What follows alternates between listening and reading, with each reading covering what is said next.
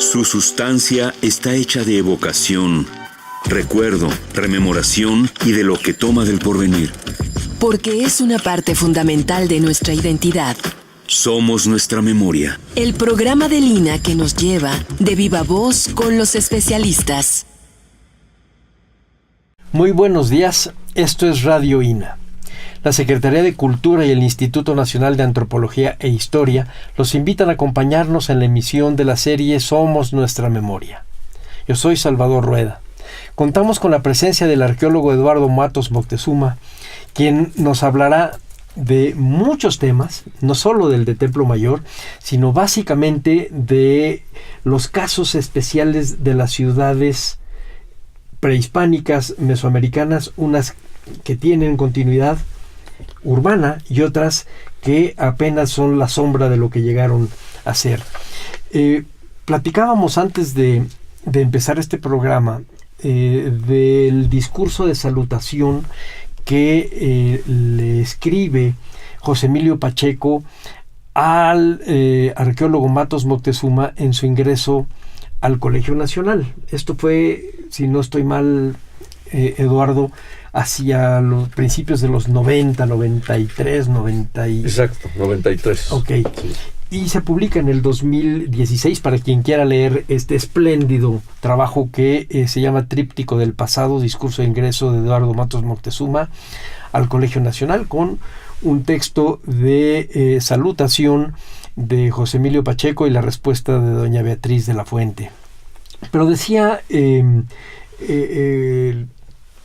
José Emilio una cosa que me parecía padrísima. Me voy a permitir leerla, Eduardo. ¿Cómo no? Claro. Porque sobre eso vamos a empezar a platicar. Te decía él, en el momento más alto de su vida, y quizá de la historia romana toda, Escipión Emiliano lloró al ver envuelta por el fuego a Cartago, la ciudad que acababa de destruir. Pensó que alguna vez también la Roma triunfadora iba a convertirse en ruina. El tiempo y su encarnación en nuestros actos y nuestras obras que llamamos la historia acaban con todas las pretensiones de permanencia y trascendencia. Como Escipión, podemos llorar anticipadamente las ruinas futuras de nuestra modernidad y suponer el museo en que se exhibirán las maravillas electrónicas de ahora. Lo importante en todo caso es lo que podamos hacer mientras nos llega el turno de convertirnos en objeto arqueológico. Y bueno, en lo que nos llega el turno, sí podemos hacer algunas comparaciones. Te preguntaba yo si existe una suerte de Cartago americana, además de la Ciudad de México, que creo que es lo que más se podría parecer o a Cartago o a Roma.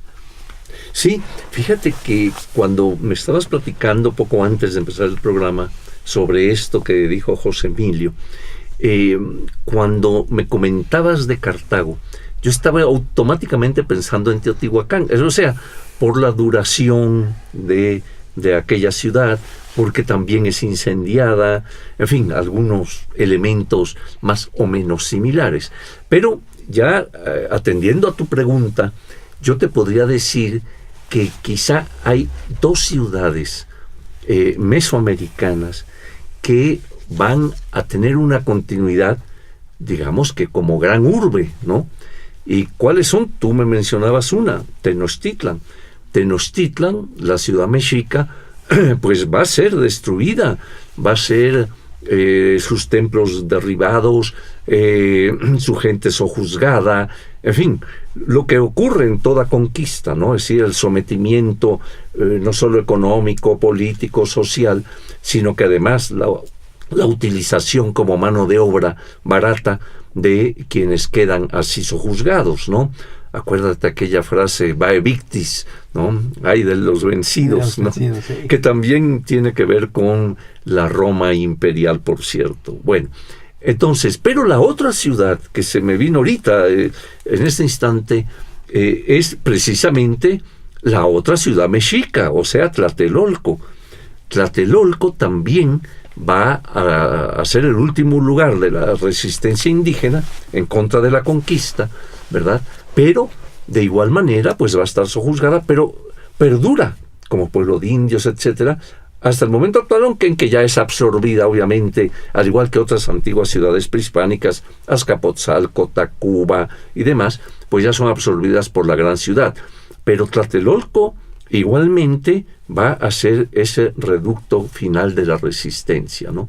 Y yo siempre he comentado algo que a lo mejor ya te lo comenté aquí en algún otro programa de los que hemos tenido, y es, fíjate qué curiosa es la cosa, ese Tlatelolco que se convierte en aquel lugar de la resistencia final donde es capturado Cuauhtémoc y llevado ante el capitán español, conserva su nombre.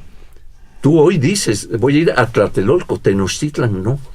Tenochtitlan, tú no dices, voy a ir a Tenochtitlan, para nada. Voy a ir al centro, voy a ir a lo que sea. Pero Tlatelolco sí conserva su nombre y, paradójicamente, Tenochtitlan, la gran ciudad imperial mexica, no, queda arrasada y el Templo Mayor es destruido hasta sus cimientos, por lo menos en su última etapa constructiva, y sobre él va a crecer la ciudad, y no se sabía, por cierto, en dónde había estado el Templo Mayor. Se especulaba mucho sobre eso, ¿no? Y pues son las dos ciudades que ahorita sí, como se dice a bote pronto, recuerdo con las características que tú has mencionado. Y efectivamente, Tlatelolco además había sido un par de generaciones antes de la conquista, conquistada a su vez, Uh-huh. Derrotada por los mexicas, Uh-huh. Sí, por los tenochcas, porque Sí. los dos eran Sí, mexicas. los dos eran mexicas, claro. Y hablábamos de Cartago sobre todo por el peso simbólico de Cartago. Decía por ahí Borges que lo poco que sabemos de esa ciudad lo dijeron sus enemigos, que fueron implacables. Uh-huh. Es decir, esta grandeza de Cartago la conocemos por quienes la quemaron y la derrotaron. Y está el llanto de Escipión, pero también está aquella frase de Catón de Cartago delenda est, Uh-huh. sobre las ruinas de Cartago Cartago tiene que ser destruida, Uh-huh. sobre las ruinas de Cartago tendrá que crecer Roma. Y esa misma frase es la que se utiliza el último día de la reunión preparatoria de los constituyentes para decir que no podía entrar ningún porfiriano a ser miembro del constituyente en 1916 y en la Constitución de 17, pero porque ya nada más era el peso simbólico. En el caso de nuestras ciudades, pues no, nuestras ciudades siguen vivas, pero no así Teotihuacán, por ejemplo. Teotihuacán sí era el peso simbólico. Ustedes mismos en Templo Mayor han encontrado piezas teotihuacanas en las ofrendas. ¿Cómo no? ¿Por qué? ¿Cómo está eso? Bueno, mira, acuérdate cómo en un momento dado, cuando los mexicas se establecen y fundan Tenochtitlan, supuestamente en el año 1325, que por cierto, ese año lo que hemos podido observar es que ocurrió un eclipse solar muy importante en 1325. Tú sabes que la moderna astronomía puede medir perfectamente hacia atrás cuando han ocurrido cometas y cuando han ocurrido también eclipses. Pues resulta que en 1325 hay un eclipse que dura más de 4 minutos, o sea que fue bastante prolongado. Y el eclipse, acuérdate que tenía un significado muy importante en el mundo prehispánico, era la lucha del sol contra la luna, uh-huh. O sea, de Huitzilopochtli y Yolchauqui, en pocas palabras, ¿no? Y como el sol finalmente, Huitzilopochtli, sale vencedor, ¿no? Surge vencedor. Entonces, parece pues que se establece, o por lo menos los sacerdotes mexicas dan su adaptadita, ¿no? Ahí su jaloncito a la historia para que quede precisamente en el año 1325 como una supuesta señal de que su dios triunfante, ¿verdad?, contra los poderes de la noche, sale victorioso y allí deben fundar su ciudad, ¿no? Bueno, pero el asunto interesante es que, en efecto, uno de los mitos más importantes de los nahuas, de los mexicas en particular, es el que se da y toma a Teotihuacán como punto de referencia. ¿Te acuerdas de aquella leyenda, aquel mito de que se va a crear el quinto sol, ¿verdad? Y ese quinto sol, ¿dónde van a fincarlo los nahuas? en Teotihuacán, porque es una ciudad que ya está destruida, pero reconocen que están los montículos, las avenidas han de haber encontrado muchos pedacería de esculturas, etcétera. O sea, sabe que ahí ha habido una gran ciudad, no saben quién la hizo, y entonces le adjudican el nombre de Teotihuacán, o sea, ciudad donde nacen los, exacto, ciudad donde nacen los dioses. Entonces el mito te relata, lo fincan en Teotihuacán, porque ya es una ciudad mítica. De una ciudad hecha por los hombres se va a convertir en una ciudad hecha por los dioses, ¿no? Entonces, esto es muy interesante porque seguramente el mexica va a Teotihuacán, como lo sabemos, iba en peregrinación para empezar, pero también va y excava. ¿Por qué te lo digo? Porque hemos encontrado precisamente una serie de objetos en Templo Mayor, que los ha excavado Leonardo, por ejemplo. Frente a uno de los templos aparecen vasijas anaranjadas de estas muy típicas teotihuacanas, han aparecido partes de máscaras y demás. Más aún, aparecen templos mexicas con la forma del talud y tablero teotihuacano y con elementos en la pintura que ellos seguramente al excavar en Teotihuacán observan allá y lo trasladan acá, o sea, a Tenochtitlan. Entonces, pues, la importancia de eso estriba en que tienen como parámetro de grandeza divina lo que es Teotihuacán. En cambio, también tienen un parámetro de grandeza humana, que es Tula, con la cual quizá en algún momento, al principio del movimiento de los mexicas, de su traslado hacia el centro de México, quizá tuvieron algo que ver, inclusive con la destrucción de la Tula misma, ¿no? Entonces, pues, como ves, pues hay una relación mítica en este caso muy fuerte entre Tenochtitlan y Teotihuacán, e inclusive llegan a imitar muchas cosas de Teotihuacán. Y bueno, de alguna manera, y voy a copiar una frase que tú alguna vez me dijiste, finalmente los primeros arqueólogos fueron los propios mexicas, o sea, ellos sacan y valoran piezas de ese pasado remoto para ellos, el teotihuacano, del cual no sabe nada, excepto que probablemente sea de una edad anterior, para llevárselos al Templo Mayor. Es decir, que tú tienes como antecedente quizá a los constructores del Templo Mayor. Sí, fíjate que en una ocasión Jacques Sustel, el ancien ministro, estudioso de Mesoamérica, viene a México y yo le digo, oye, quiero invitarte a Tula y a Teotihuacán. Dice, no, bueno, no tengo tiempo, están un poco lejos. No, digo, no, aquí en el Templo Mayor. ¿Cómo que a Tula? Digo, ven. Y lo llevo, mano, y le muestro lo que era el llamado, digamos, los templos que te comento, los templos rojos, que así llamamos, con los elementos teotihuacanos, tanto en la arquitectura como algo en la pintura mural. Le muestro algunas máscaras, alguna cosa teotihuacana, ¿verdad?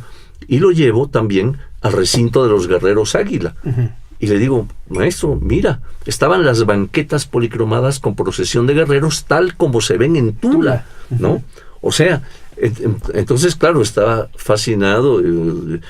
Mon Dieu, ahora entiendo por qué me decías que me querías traer. ¿Por qué? Porque son las dos vertientes que van a configurar Tenochtitlan, ¿no? Uh-huh. Una, como te decía, el parámetro de grandeza humana. Ellos veían al tolteca, ¿te acuerdas, no? El significado mismo, ¿no? El tolteca, el gran creador, el hombre, el Quetzalcóatl, etcétera. Y más remotamente, el de la presencia divina, ¿no? Teotihuacán. ¿Quién la hizo? Fueron los dioses, ¿no?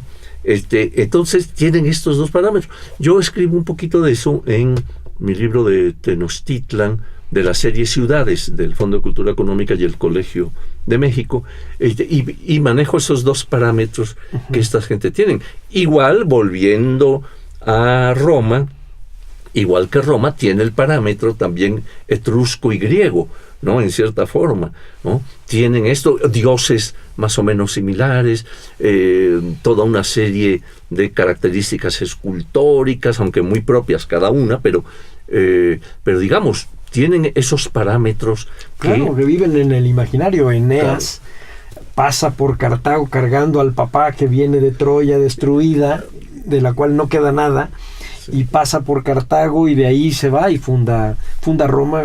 Por supuesto que es un mito armado por Virgilio, pero que es aceptado como historia oficial. Claro, claro, porque fíjate una cosa interesante, que los mitos en realidad obviamente son obra del hombre también, y desde esa perspectiva tienen una importancia fundamental. Eneas no sé qué tanto pesaría el papá, pero el hecho sí lo iba a llevar, pero Ha de haber sido ligerito, porque sí, si ¿no? lo carga un rato. En la Eneida, pues sí, viene todo este elemento en el cual aquella vieja Ilion, Troya, igualmente es quemada, es asaltada, es destruida, etcétera, ¿verdad? Y ahí sí ya no vuelve a aposentarse nada encima de ella, ¿no? Sin nada. No. Bueno, acá en donde tú has estado trabajando también hubo, claro, en un espacio muy reducido, el de las casas de los Dávila, donde encima durante mucho tiempo no se aposentó nada, pero ahorita vamos a regresar a esa parte. Te quería yo hacer un poco de trampa y te iba a hacer preguntas totalmente de sentido común. De gente que lee en los periódicos el trabajo que desde hace muchos años has estado haciendo en Templo Mayor, este descubrimiento fortuito de la Coyolxauhqui y después todas las interpretaciones y la ventana que se abre hacia el Templo Mayor. ¿Por qué ha sido tan trabajoso encontrar cosas en Templo Mayor? Es decir, no solo porque fue destruido, sino porque fue tapado. Es decir, ¿qué tanto han tenido ustedes que ir rescatando, no solo de la arqueología mexica, sino de la novohispana y de la mexicana? ¿Cómo ha sido el trabajo de ustedes? Me imagino que tú has encontrado 3 o 4 ciudades encima de Templo Mayor. Sí, fíjate que el trabajo en un medio urbano actual, moderno, etcétera, el trabajo arqueológico reviste un cariz muy especial, ¿no? Digamos, se tienen las mismas técnicas de excavación, etcétera, que en un trabajo normal a campo abierto, ¿no? Pero sin embargo, por el mismo carácter urbano, como tú bien dices, es una superposición de ciudades. Para empezar, aquí tenemos la ciudad colonial, por un lado, la ciudad actual con sus cambios, su evolución propia, ¿verdad? Y entonces, todo eso vemos como, por un lado, mutila o, digamos, afecta de alguna manera a la ciudad antigua. Pues primero, por el momento de la conquista, obviamente es una lucha militar, ¿verdad? Pero también ideológica. Entonces hay que destruir los templos, obra del demonio. Y entonces toda esta piedra la empiezan a utilizar para las primeras casas coloniales, conventos, iglesias, en fin. Y hemos encontrado parte de eso, ¿verdad? En nuestras excavaciones, cerámica colonial, pisos coloniales, fuentes de las casas, de los conventos que había por ahí cerca, en fin, ¿no? Ahí está persistiendo, ¿no? Todo eso. Y la actual, pues, de igual manera, pues, está afectando con sus cimientos lo que son los templos que están allá abajo, ya la ciudad colonial misma, ¿no? Entonces, pues, sí reviste características especiales y sí hay que ir excavando. Ahora bien, tenemos un limitante que es la ciudad misma. No podemos ponernos a quitar casas o monumentos o lo que sea. Abajo de Palacio Nacional. Exactamente, ¿no? Entonces, por ejemplo, catedral, es un monumento único en América. Sin embargo, ya pudimos excavar, ¿no? Abrimos cerca de 40 grandes pozos a lo largo y ancho de la catedral, motivado porque la catedral se estaba resquebrajando por acción de los edificios prehispánicos que estaban abajo y que actuaban como cuñas y la catedral, al irse hundiendo, pegaba con estas cuñas y entonces empezaba a romperse, maestro. Tenía un hundimiento desnivelado. Sí, un hundimiento diferencial que provocaba, oye, unas fisuras enormes que por el tamaño de la catedral no alcanzaban digamos, a verse, pero ya viéndolos de cerca eran de varios centímetros las cuarteaduras, ¿no? Y entonces los ingenieros practican estos pozos para tratar de evitar que no se hunda, puesto que mientras se siga sacando agua del subsuelo para dar de beber a la ciudad en parte, el hundimiento va a continuar, sino que ya el hundimiento fuera homogéneo. Entonces, allí aprovechamos, nos metimos, sacamos una cantidad de información de restos de templo, de canales, de ofrendas, en fin, que nos permitió conocer el ángulo suroeste del gran recinto ceremonial mexica, ¿no? Pero fíjate una cosa interesantísima, que a lo largo de la calle de Guatemala va un eje que coincide exactamente con el templo de Huitzilopochtli, la antigua calle de Tacuba. Bueno, allí, hasta hace poco, hemos podido ir encontrando los vestigios de arquitectónicos, de estructuras, además en el orden que lo plantea Sahagún en sus primeros memoriales. Él te pinta el templo mayor, ¿verdad?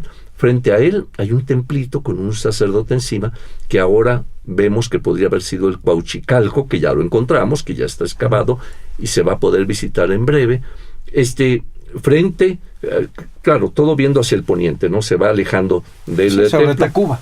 Sobre Tacuba. Luego sigue el Zompantli. Habrás oído en estos días que qué barbaridad. Ahorita vamos a hablar de eso. Y las calacas por todos lados. Bueno, está tremendo. Eso sí, vamos a dejarle 10 minutos a que nos expliques bien eso. Sí, y entonces viene en la misma posición que los anteriores. Y luego sigue el juego de pelota.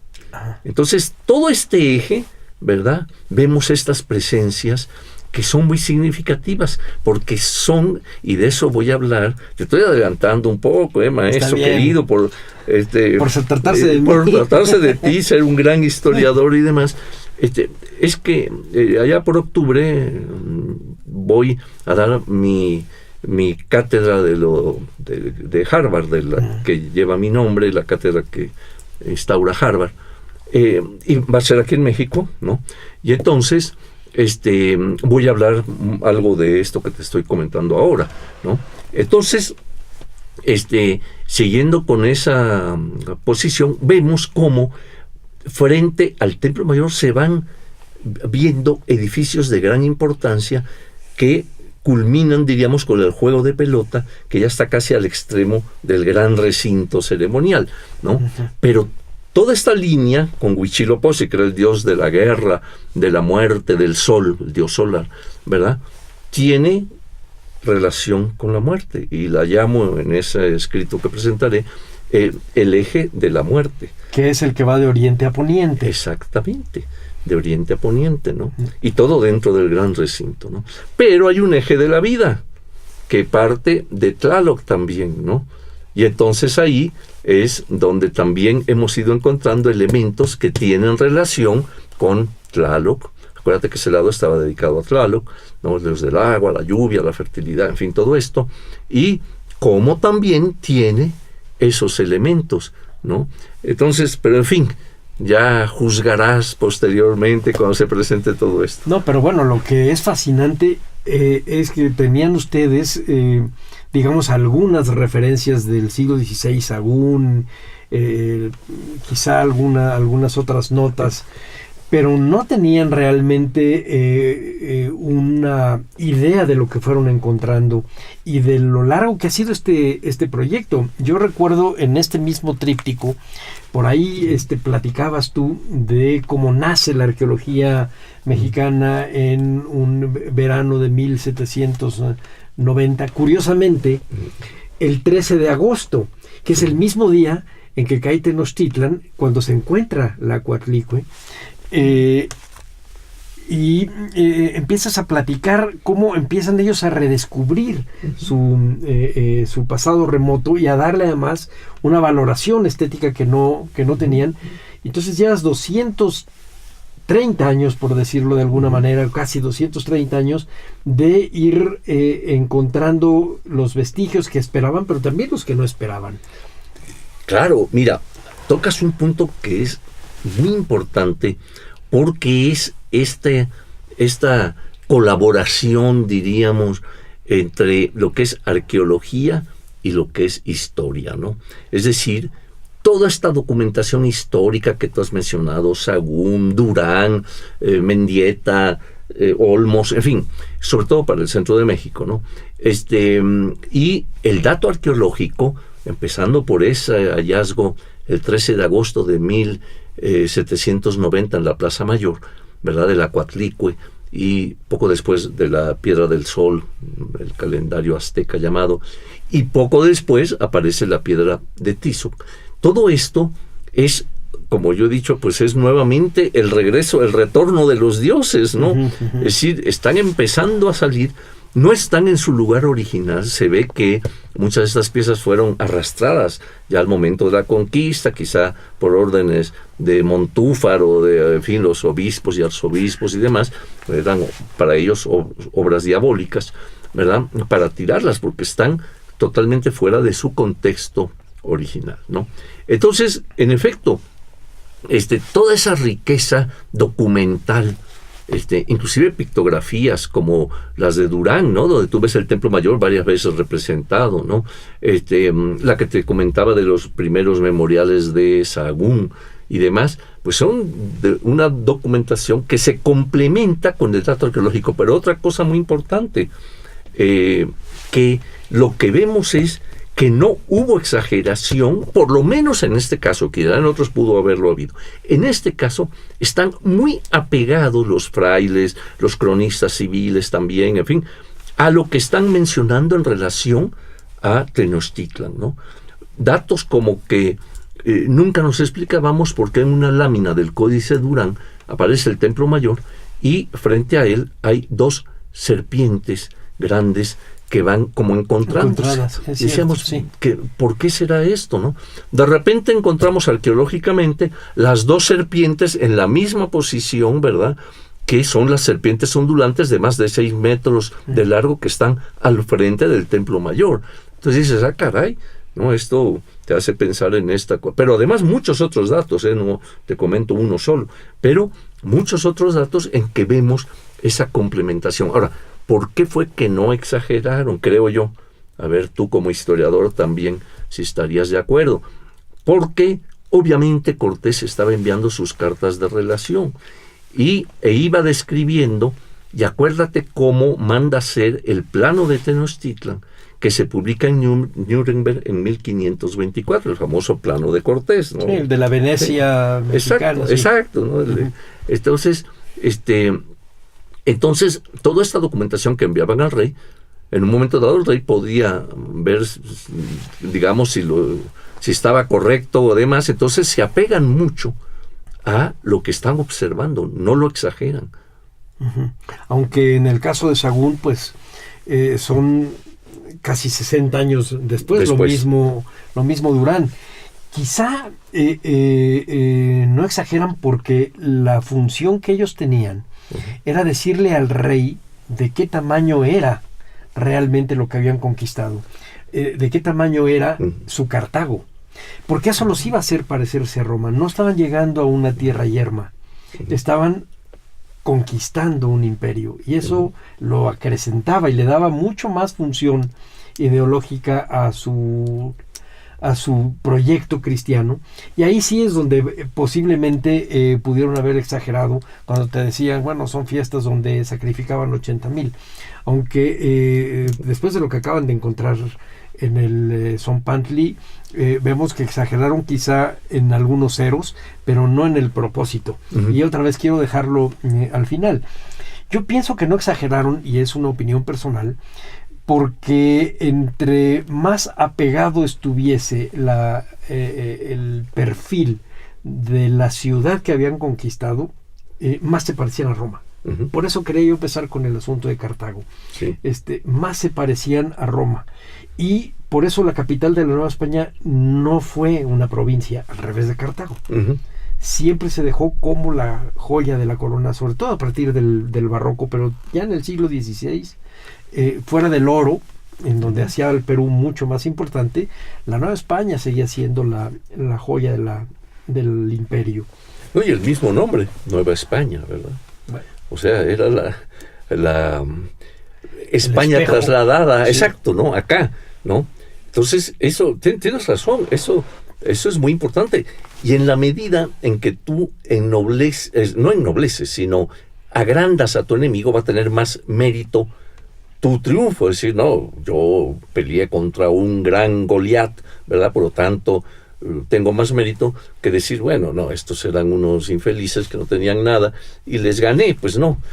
Pero sí tiene que ver con algo que sí habíamos platicado alguna vez, que sí. Era el por qué persistía el símbolo del águila sobre el nopal. ¿Te acuerdas? Es un poco eso, era la idea de llegar a un imperio. Uh-huh. Y yo lo que creo es que mentalmente los españoles, sobre todo Cortés con sus cartas de relación, pero también el lector del rey, no solamente el rey leyendo, sino el que le está leyendo uh-huh. a él, lo que está pensando es cómo él es un César. Uh-huh. De hecho, es un emperador. Sí, claro. Es y entonces, para parecerse a César, esta conquista tenía que parecerse a la de Escipión. Uh-huh.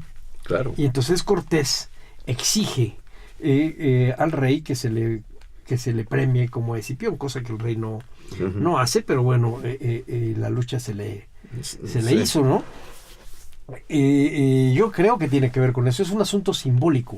Sí. Pero la parte interesante es que ustedes efectivamente lo que están encontrando es una ciudad riquísima, uh-huh. Como la Cartago de Flaubert, ni uh-huh. siquiera a lo mejor como la Cartago real. Están encontrando una ciudad que es exquisita en muchos detalles, a pesar de ser, para nuestra mentalidad, brutal en otras cosas. Uh-huh.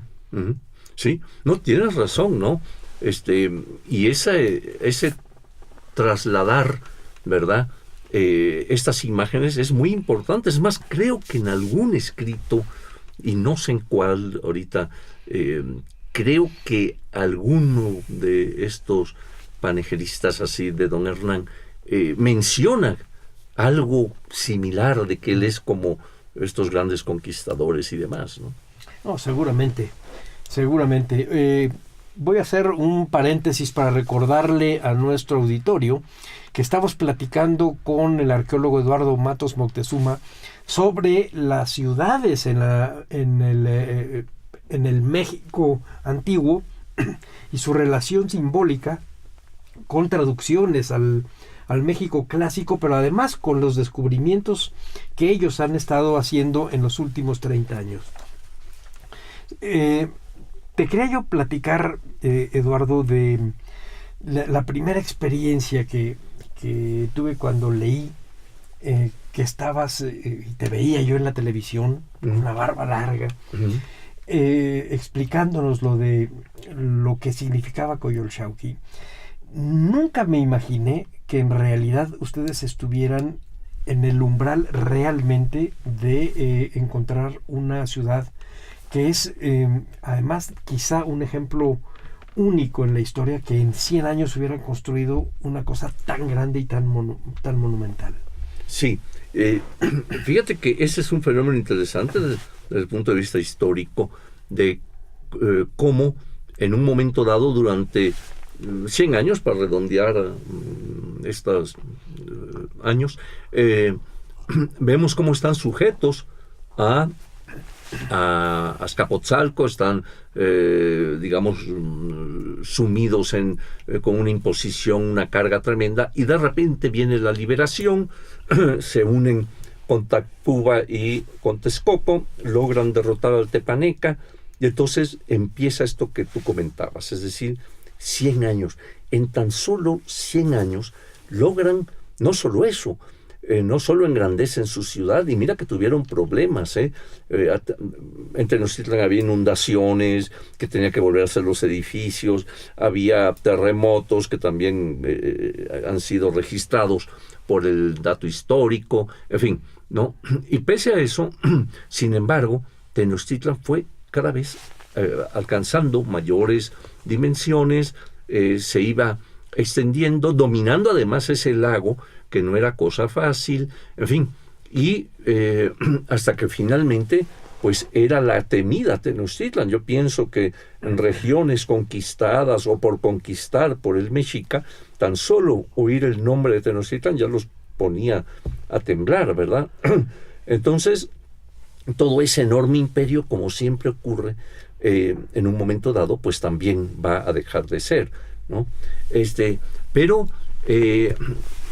sí pienso que digamos que estos datos que hemos ido encontrando, que subyacen a lo que es la ciudad actual de México, a la ciudad colonial y demás, realmente impresionan por la cantidad de materia que tuvieron que manejar. Y aquí quizá también viene una explicación a lo que tú te planteabas. Es decir, al tener sujetos los mexicas a los pueblos circundantes, ¿verdad?, a la misma Azcapotzalco, etcétera, les imponía, y lo vemos claramente, por ejemplo, si leemos a Durán, les imponían, ¿verdad? Y cuando querían agrandar el templo mayor, solamente el Tlatoani daba una orden: a ver, los pueblos sujetos, que me traigan madera, tú que tienes mucha madera, me traes madera, tú me traes piedra, tú me traes tal cosa, y mano de obra, órale. Y se empezaban a construir a grado tal que el edificio del templo mayor, en la etapa final, cuando llegan los españoles, en su séptima etapa constructiva, había alcanzado una altura de cerca de 45, 50 metros de alto. Imagínate una masa, un cerro. Bueno, pues nada más para que nuestro auditorio tenga un cálculo, son 45 metros los que hay desde la base del cerro de Chapultepec al primer piso del castillo. O sea, sería el tamaño del cerro, sí, del castillo de Chapultepec. Sí. Sí, entonces imagínate la mano de obra que se necesitó, ¿verdad?, controlada, sujeta y demás por el mexica. Y entonces, claro, toda esa mano de obra que explica en cierta forma que el Tlatoani daba su instrucción, su orden, ¿verdad?, y a traer materiales y demás, pues que el templo haya sido, por lo menos en 7 ocasiones, fue creciendo cada vez más, ¿no?, hasta llegar a tener esas dimensiones, ¿no? Y así lo vemos en esos templos que te decía, frente al templo mayor, ¿verdad?, que han ido apareciendo. Y bueno, creo que ya te había comentado en algún otro programa que de repente nos va saliendo un árbol de hace 500, 600 años, ¿sí? Junto al Cuauhchicalco hay un pequeño edificito circular, y en medio estaba sembrado un árbol que tenía mucho significado para el mexica y demás, pero este árbol tiene como 2 metros de alto. Se ve que, digamos, que obligaron, por decir así, al árbol a que tuviera 2 ramajes, ¿no? Que se extendiera en 2 partes, porque eso tenía mucho simbolismo, ¿no? Mucho. Y ese árbol ahora lo vamos a exhibir y se va a poder observar por el público asistente en el nuevo acceso al Templo Mayor. Entonces, por cierto, fíjate que hay una cosa interesante. En este año se cumplen 30 años de haberse inaugurado el museo. Hemos recibido más de 20 millones de visitantes. No, sí, bueno. ¿No? Y luego el proyecto Templo Mayor cumple 40 años, ¿no? A veces cuando me recuerdan eso, me recuerdo, como tú decías, con estas grandes barbas, ¿no? Ya sin pelo, pero bueno, 40 años de investigación ininterrumpida en el lugar, ¿no? Bueno, ya han pasado varias generaciones de arqueólogos, de restauradores, de todo esto. Pero en fin, era un pequeño paréntesis porque lo vamos a celebrar con una gran exposición, en fin, y se va a inaugurar este nuevo acceso para que la gente también pueda ver otros hallazgos que hay allí, y estamos adaptando frente al Templo Mayor, que hemos encontrado otros edificios como el Sopanto y como el Templo de Jécal y demás, también se van a adaptar para que la gente pueda entrar y visitarlos, ¿no? Fíjate que cuando yo paso por el metro y veo el metro del Zócalo y veo la maqueta de Tenochtitlan y su Templo Mayor, el recinto sagrado, y luego entro al museo, hay una idea de geografía o de topografía ahí que me llama mucho la atención, Y es que el templo mayor real, el que ustedes han estado descubriendo, tiene una suerte de forma laberíntica. No solo por las superposiciones, sino porque al parecer había un ritmo para caminarlo. ¿Sería así o estoy imaginando cosas? Bueno, si te refieres, por ejemplo, a las ceremonias que se llevaban a cabo ahí y que actualmente el visitante en cierta forma recorre esto que comentas, estos dédalos. Que hay una medida de las cosas, es decir, no solamente fue creciendo, que era la idea que teníamos antes de que ustedes empezaran, cuando yo iba a la prepa hace medio siglo y veía uno ahí esas trincheras raras que abrieron hacia principios del siglo XX, y a lo que ustedes ahora han encontrado, no hay un diseño, hay una geometría, hay una medida de las cosas y se sienten los pasos, se camina. Sí, cómo no. Y fíjate que más aún, yo te diría que cada uno de los edificios que fueron colocados en el recinto ceremonial Tenochca tenía una función y tenía su propia, digamos, presencia, su propio ritual, etcétera, y todo ello llevaba, claro, una serie de ceremoniales y demás. Imagínate tú la fiesta de Panquetzalistli en honor de Huitzilopochtli, en la cual había ringleras de prisioneros que iban a ser sacrificados en lo alto del edificio, ¿no? Y estas gentes tenían que pasar, digamos, ceremonialmente caminando frente a la diosa de la luna vencida, Coyolxauhqui, al pie del templo mayor. Después tenían que subir aquella escalera, subir los niveles celestes, ¿verdad? Para llegar a la parte alta donde estaba estos dos edificios, el de Tlaloc, el de Huitzilopochtli, Omeyocan, esta dualidad, ¿verdad? Y ser sacrificados en la misma forma como Huitzilopochtli mata en combate a Coyolxauhqui, ¿no? Y la arroja desde lo alto y ella va cayendo y desmembrándose. Entonces, finalmente, si tenían buen tino los sacerdotes, ¿verdad? Al arrojar ya el cuerpo del individuo muerto por las gradas, iba rodando y caía sobre la escultura de Coyolxauhqui, que tenía 3,25 metros, difícil fallar. Entonces, o sea, todo es un gran simbolismo que se da precisamente viendo, caminando, todo aquel complejo de edificaciones, de características propias de esto. Ahora, yo a veces quiero imaginar cómo fue algunos de estos ceremoniales, ¿no? Y la gente participando y viendo y demás, ¿no? En fin, no sé si respondí tu pregunta. No, sí, respondiste muy bien. Mi idea es, normalmente habla uno efectivamente de las fiestas y de los rituales, y posiblemente de repente podemos imaginar los protocolos de los rituales, pero a lo que yo me refería es que hay una arquitectura para ese protocolo, hay una ingeniería para que ese protocolo funcionara así, es decir, para que pudiera sacrificar a tanta gente en una sola fiesta, había que hacerlo con una medida de las cosas, tendría un ritual efectivamente que respondía a lo mejor a pasos del sol o lo que fuera, pero para hacer eso necesitaban haberlo medido. Es decir, no improvisaban en una pachanga, era una cosa absolutamente protocolarizada. Sí, claro, ¿no? Y tú lo ves, ¿no? Al momento en que lees sobre cómo se llevaban a cabo cada una de estas festividades y demás, todos los pasos que se seguían, los rituales, cómo iba ataviado el personaje que iba a morir, por ejemplo. Vaya, hasta detalles de ese tipo. Y lo vemos en las ofrendas.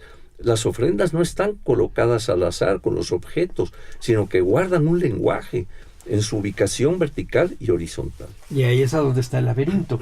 Finalmente hay una lógica. El laberinto no resultaba ser una cosa caótica, sino es una construcción lógica. Claro. Tenía que sostenerse. Sí, claro. Pero además, la riqueza de información que nos ha proporcionado la excavación y la fuente histórica, pues ahora realmente toma forma en todo lo que hemos podido observar ahí y lo que se ha publicado, ¿no? Fíjate que ahora con el catálogo que se va a hacer de esta exposición de los 30 y 40 años, hay un estudiante, pasante de arqueología, Rodolfo Aguilar, que está haciendo toda una compilación de las fichas publicadas por el proyecto. Uh-huh. Y resulta impresionante que en 40 años del proyecto Templo Mayor, ¿sabes cuántas fichas bibliográficas hay? Te hablo desde reseñas de una página hasta libros científicos que han ganado premios, hasta guías, catálogos, en fin, artículos, una gama muy amplia, de verdad, de publicación.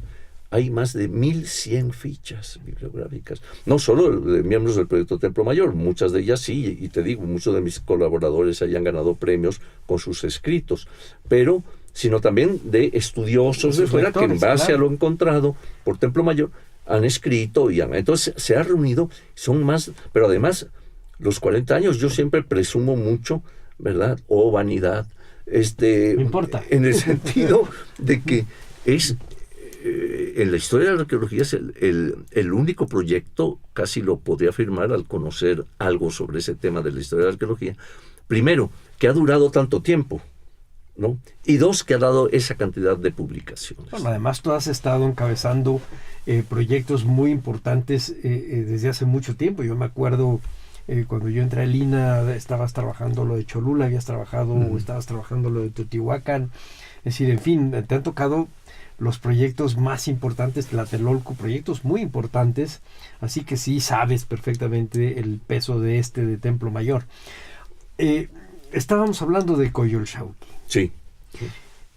Y los hermanos que van a acabar siendo finalmente aquellos que forman el edificio rarísimo y espeluznante del Zompantli. Platícanos qué cosa encontraron con el Zompantli, qué es lo que están viendo. Bueno, fíjate que conocíamos obviamente que Sahagún, por ejemplo, en su magna obra de la historia general de las cosas de la Nueva España, menciona, cuando se refiere a los edificios del recinto ceremonial, dice que hay hasta 78 edificios. Bueno, pero entre ellos menciona varias veces el Zompantli, ¿no? Pero uno de ellos es el Güey Zompantli, que quiere decir el gran Zompantli, el Zompantli mayor, ¿no? Sí. Entonces resulta que también en el plano de Cortés, como en los primeros memoriales de Sahagún, en el plano, vemos la representación de Zompantlis, ¿no? Entonces sabíamos más o menos su ubicación, porque además el Zompantli guarda relación, por lo menos en el momento ya mexica, en fin, guarda relación con el juego de pelota, ¿no? Entonces, resulta que se hablaba del Zompantli, que era el lugar donde iban a parar los cráneos, etcétera, etcétera, y a mí me había tocado, fíjate, excavar, por ejemplo, en Tula, el Zompantli asociado al juego de pelota de Tula, que es un juego enorme de 114 metros de largo, diferente al que excavó don Jorge Acosta, que ese está hacia el norte, este estaba cerrando la plaza hacia el poniente. Pero bueno, el asunto está en que este edificio es mencionado y de repente estaba el programa de arqueología urbana, actualmente con Raúl Barrera al frente, trabajando en una casa en la calle de Guatemala. En esta casa se pretende hacer un museo, no sé qué cosa. El hecho es que los dueños avisaron a Lina para que se pudiera excavar ahí, y se empezó la excavación y ¡oh sorpresa! De repente, exactamente, entre el Templo Mayor y el Coacchicalco y el juego de pelota empieza a aparecer una banqueta baja, que me avisan Raúl y sus colaboradores, me dicen: oye, profesor, está saliendo, pero hay puro huesecito de cráneo. Les digo, ese, por ubicación y por todo, es el Zompantli, seguro. Síganle, vamos a ver. Y van encontrando los restos de los postes de madera que están cada 80 centímetros, ¿no? Que iban clavados en aquella como plataforma baja, ¿no? Y a la vez estos postes sabemos que estaban atravesados, estos travesaños en los que colocaban los cráneos. Bueno, pues entonces se siguen trabajando y encuentran muchos de estos restos, pero de repente empiezan a encontrar una torre de cráneos, ¿no? Y entonces allí pues nos sorprende una torre de cráneos. Raúl Barrera dice, profesor, fíjese que hay en la crónica precisamente de Tapia, de Andrés de Tapia, soldado de Cortés, también se menciona el Zompantli. Yo ya lo había mencionado, por cierto, en un escrito, una ponencia que presenté hace in illo tempore, y que incluí en mi libro de Muerte a filo de obsidiana, que un capítulo se llama Zompantli. Bueno, en el cual Andrés de Tapia está mencionando lo siguiente, dice: esta plataforma alargada en la que venían clavados los postes para los cráneos, ¿verdad?, en sus extremos tenía torres hechas con cráneos, unido cada cráneo con el otro a base de una argamasa, ¿no?, de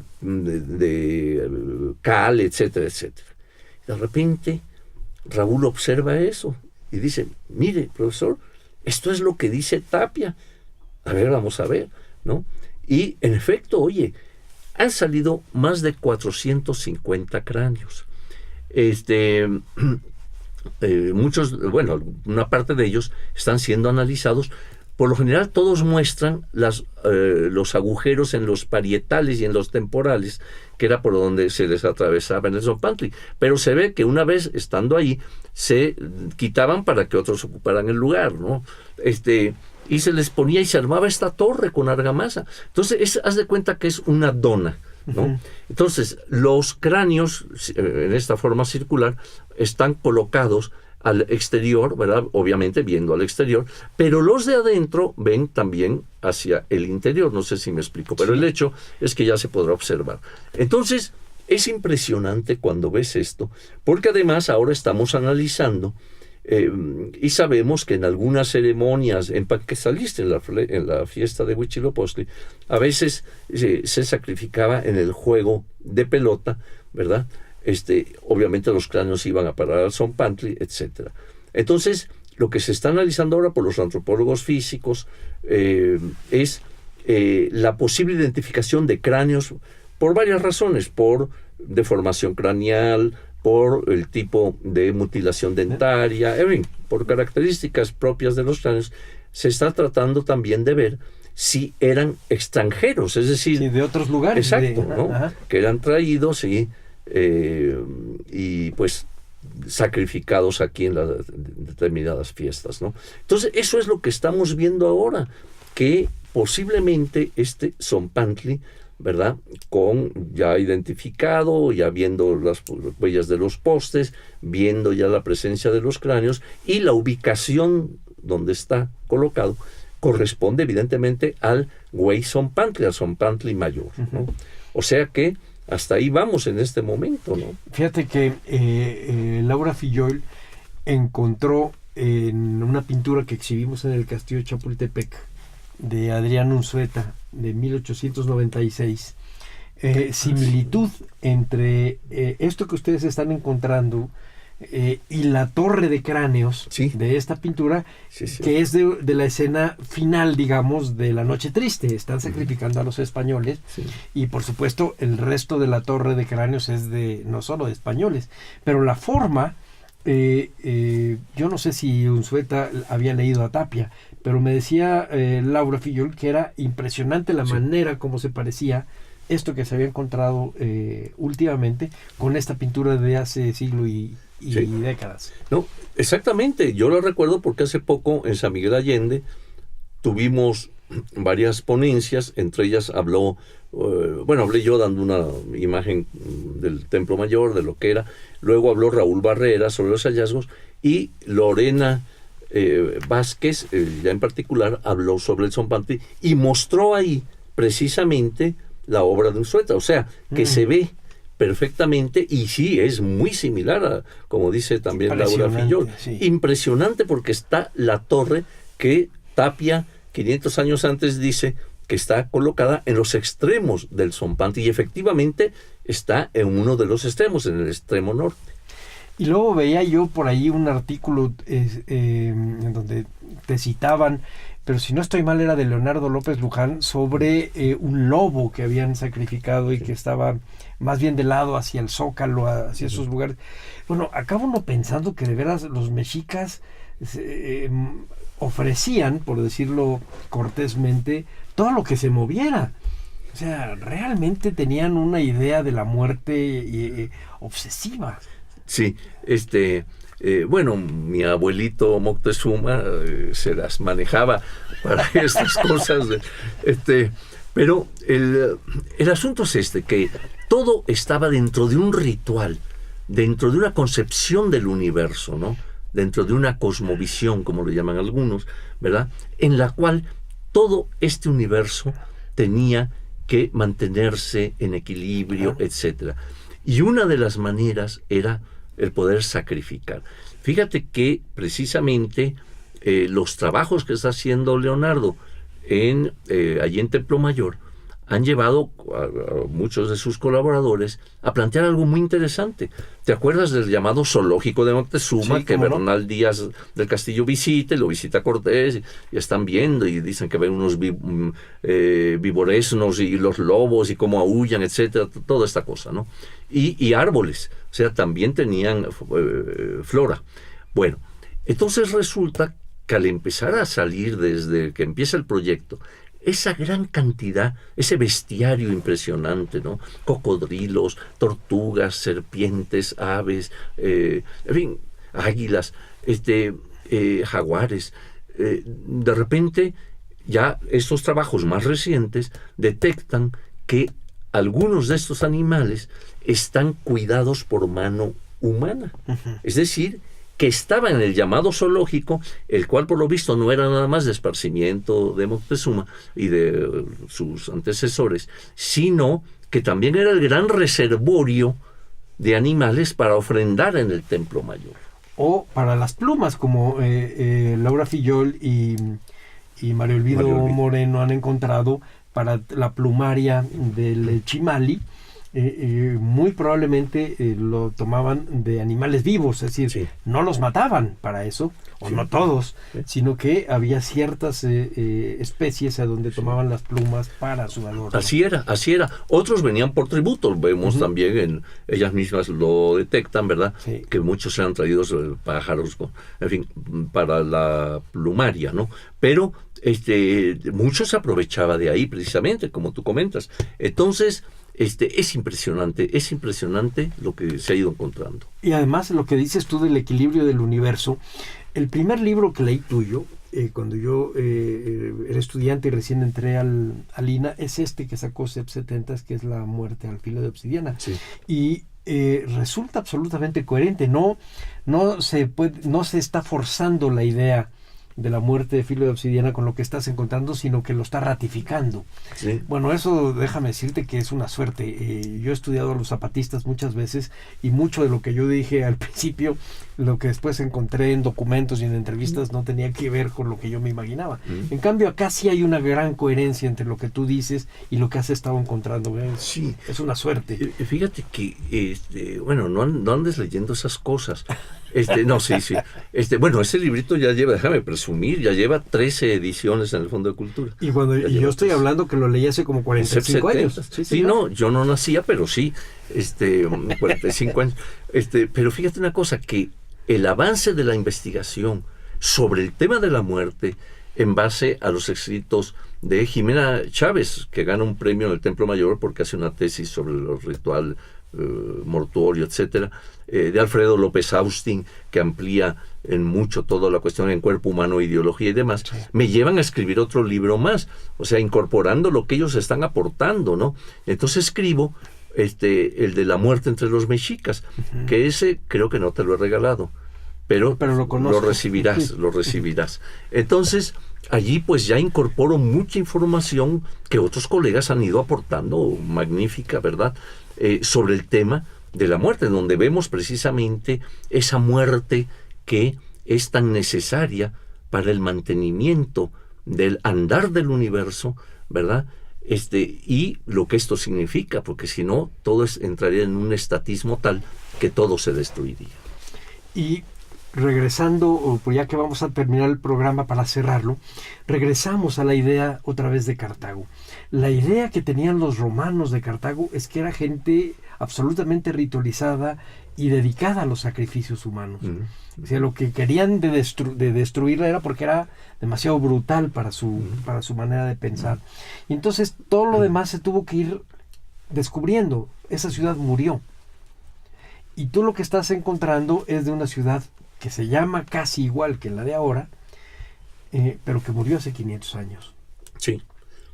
Así es el tiempo. Y así es la historia. Y así es el tiempo es historia, o sea, y entonces tienes toda la razón, es decir, estamos penetrando en el tiempo para ver una ciudad que estuvo vigente, que vino a menos en un momento dado de su historia y que actualmente, lo que decíamos al principio, perdura quizá a través de los que caminamos sobre la actual Ciudad de México, ¿no?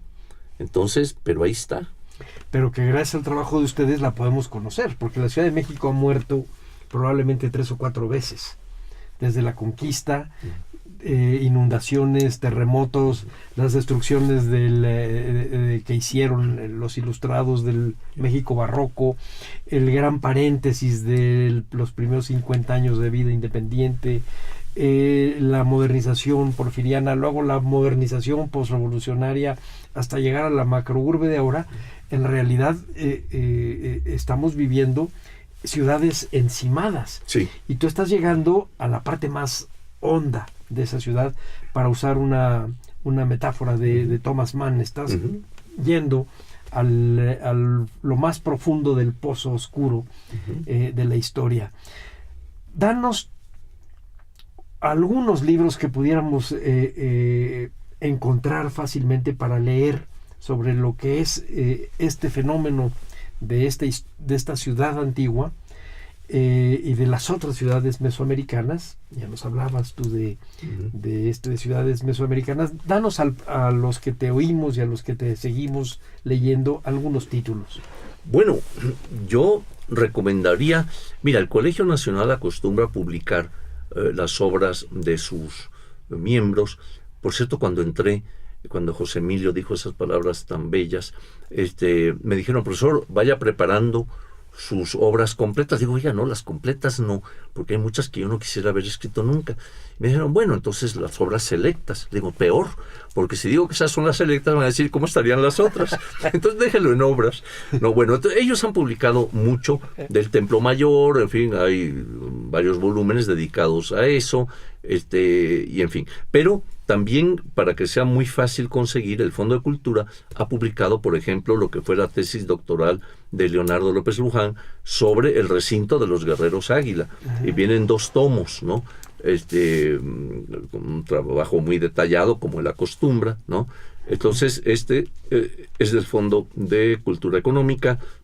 Ahí mismo hemos publicado el Tenochtitlan, que te comentaba, de la serie de ciudades que se publican junto con el Colegio de México, y viene la última de esa serie de ciudades, que va a ser Tlatelolco, es el que estoy preparando, precisamente, que va a cerrar ya esta serie, va a ser el volumencito 14, que ya va a cerrar esta serie, ¿no? Y saldrá, pues, en breve. Entonces, pues, ahorita sí, hablando rápidamente, yo recomendaría mucho eso. Y desde luego hay un libro también, que es el de Alfredo López Austin y Leonardo López Luján, que es Templo Mayor, que es un volumen grande, donde también hacen todo un análisis y demás, ¿no? Entonces, pues, por lo menos, ahora sí que para empezar, ahí está eso. Y yo quisiera recomendarles también el Tríptico del Pasado, que son su discurso de ingreso al Colegio Nacional, pero está dividido en 3 ensayos sobre la historia de la arqueología en México, sobre la idea de la arqueología y la historia y el tiempo. Se los recomiendo muchísimo. Es un libro que se lee muy rápidamente, está muy bien escrito y además nos informa sobre los cimientos intelectuales de la arqueología mexicana y la genealogía intelectual de Eduardo Matos Moctezuma.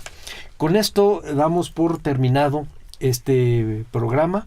A nombre de Radio INA, este programa fue posible gracias a la presencia del arqueólogo Eduardo Matos Moctezuma, quien en realidad hablamos de todo, pero fundamentalmente del proyecto de Templo Mayor y de Tenochtitlan.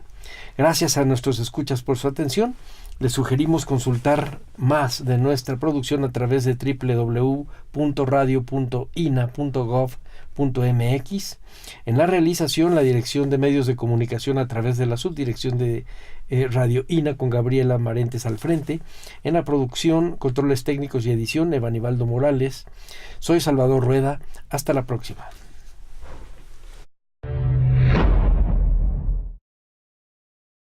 Las opiniones y comentarios aquí expresados son de entera responsabilidad de quienes proporcionan la información y no representan necesariamente las opiniones de Radio INA ni comprometen el pensamiento editorial del Instituto Nacional de Antropología e Historia.